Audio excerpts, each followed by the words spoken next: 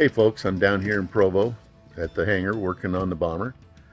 And as a lot of you know, we're trying hard to get our engines installed. You want to be in this video, Dave? Yeah, it's a boring YouTube channel. Hey folks, this is Bob. I'm down here at the hangar working on the bomber. We're trying really hard to get our engines installed in the next short little time. One of the things we have to do, let me walk over here and turn the camera around. There's this rubber stripping that is the interface between the engine mount bell and the nacelle. And back in the day, I'm sure these were hand cut, and we've got new rubber to replace that. But we want to be a little more professional and make this a really good install. So around here, our good buddy Jeremy, he's getting ready to scan the image of how this arc is going to be. The bottom of this from about here down and around is pretty concentric. This arc here is a weird data, and so Jeremy has gone through and he's put a bunch of buttons on here. Targets, thank you. Targets for the process he's going to do, which is 3D scanning, and here's the 3D scanner. And so he's about ready. You about ready?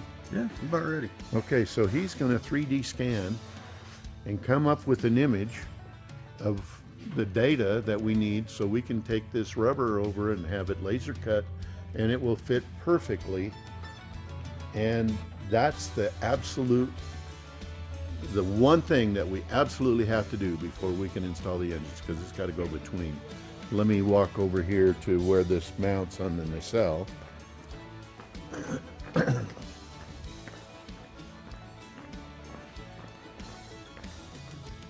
So that rubber interfaces on this flange here,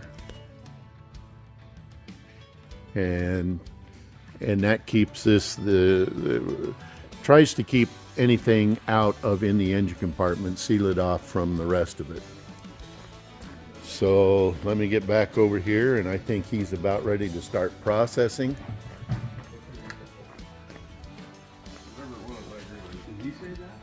Okay. Are you ready? Oh, so we're calibrating it right now. Okay. So we use this calibration plate to calibrate the scanner so we can guarantee the accuracy. So this thing is accurate. It's 25 mils. Oh. And it has a accuracy of 25 mils and a resolution of I believe it's half a thou over 12 inches. Okay. Wow. So what we're going to do, we do the calibration, and then the next thing we're going to do is we're going to set, because this is a camera, we got to set our shutter speed. So we're going to come over here and set our shutter speed, and the computer's going to do this all automatically for me. There it goes. This is so cool, a technology. So now that we have that set, those are just kind of the basics. We're going to I've already got my other scan parameters set up. So I'm going to go ahead and we're going to first scan the targets. And this is just going to give us an idea, give the computer an idea as we're going around.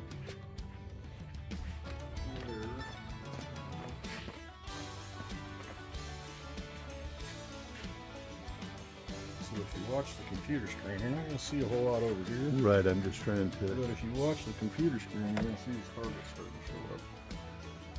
And basically, this is what it uses to locate the points that it's going to make for the cloud file. Okay. So he's walking around with that scanner all the way around the engine mount bell. And what's really cool is that it knows where it is in the world, and you can just move around it. And yeah, you have to make sure you're starting and stopping in the same spot if you do start and stop. That way okay. you can figure out where it's been and where it's going. Okay. The really cool thing is now that we've got the files, the next guy that wants to do one of these on an A26, give me a call. I can help you out. or Jeremy can. So what he's going to do? Price of $19.95. So I'll pause this for a minute till he gets done with the scan. So Jeremy, you have a YouTube channel where you're highlighting stuff you do with this and airplanes and Jeeps and. Yep. Tell us what it is. Man Cow MacGyver. Okay, and I'll drop YouTube. On YouTube. Okay, I'll drop a link in the description. Jeremy had to add some more targets on here, so he'll finish rendering and then we'll get back. On the screen are the ones that's not 100% sure where they are. It's trying to locate them, but it doesn't have enough information yet, and we may have to just do the scan and start feeding it some data, because a lot of times when you do that, it'll start picking up where stuff's at. But where these cutouts are, we may have to like put a piece of tape and then put some targets in there or something. But in the meantime, we can we'll stop this scan with the targets, and then we're going to go ahead and start with the surface. And even if we mess up, we can actually cut pieces of it apart and patch pieces back in as we kind of go. Okay. So as we start here, you're going to see it's just going to instantly pick up where it is and start scanning. Oh, cool. So right now it's making a cloud point and then connecting it to triangles, and then it's creating a surface with those triangles. And then when you get done with this, you're going to move these files into a SolidWorks files that then we can get. Yes. We can. So the way I'm going to do that is I'm going to use a program called GeoMagic, and it will allow me to take this STL file that I'm going to export out of here and turn it into a solid file, which will be super easy to manipulate and very transferable. So as these diagonal lines come on here, does it give you some sort of clue if it's having an issue? So right here you can see if we go in real tight, it goes yellow and then eventually it's going to go red. Oh, I see. It's like, nope, too close, and then if we back up it's going to go blue and then dark blue. And that's where it likes it. So it likes green. Okay. So what I'm mainly watching, if you look at the screen over there, you can see the representation of the cross-hatching. So what I'm really watching is to watch that cross-hatching and make sure that it doesn't go red. Okay. Or blue. I'm trying to keep it in the green zone. I'm not really paying attention. Okay. But what it's doing right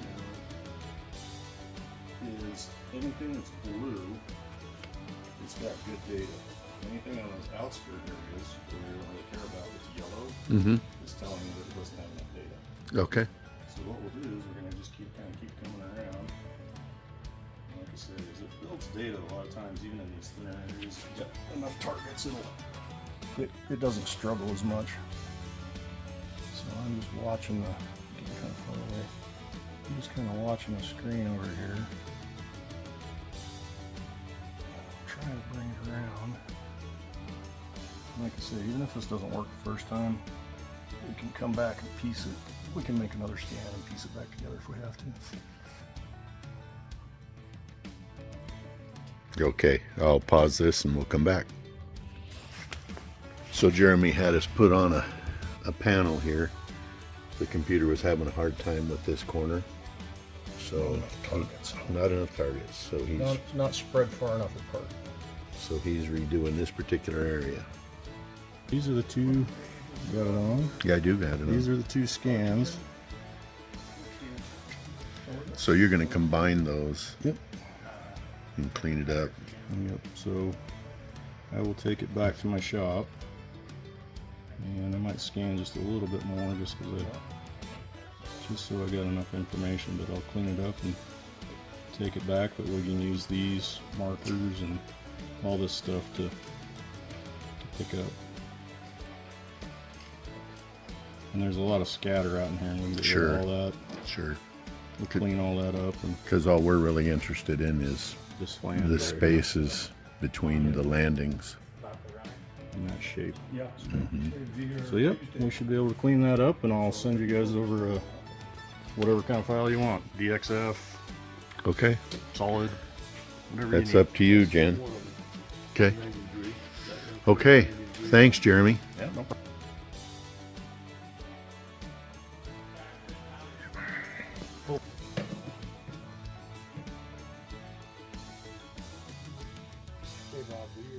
Okay, everybody be quiet for a minute. You heard me.